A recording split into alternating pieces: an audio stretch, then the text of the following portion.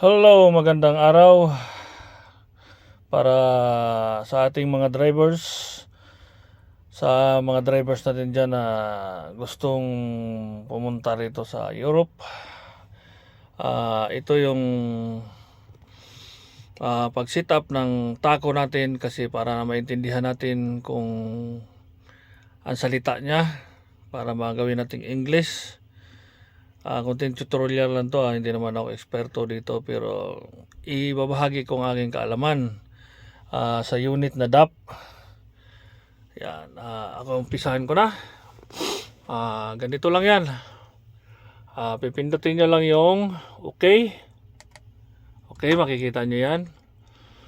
Tapos ito naman pindutin nyo, arrow down, arrow down.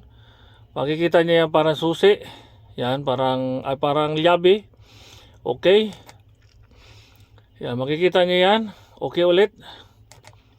Yan, nakita nyo, naka-Espanyol yung salita niyan. Hanapin nyo lang to. 1, 2, 3, 4. Hanapin nyo lang yan dyan hanggang sa makita ninyo ang English. Yan.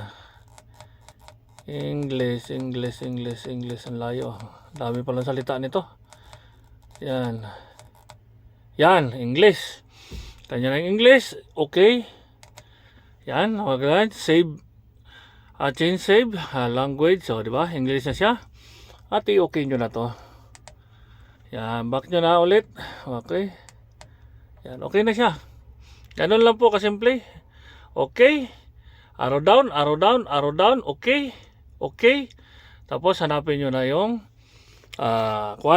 yung language natin, kung English man kayo o English lang naman talaga.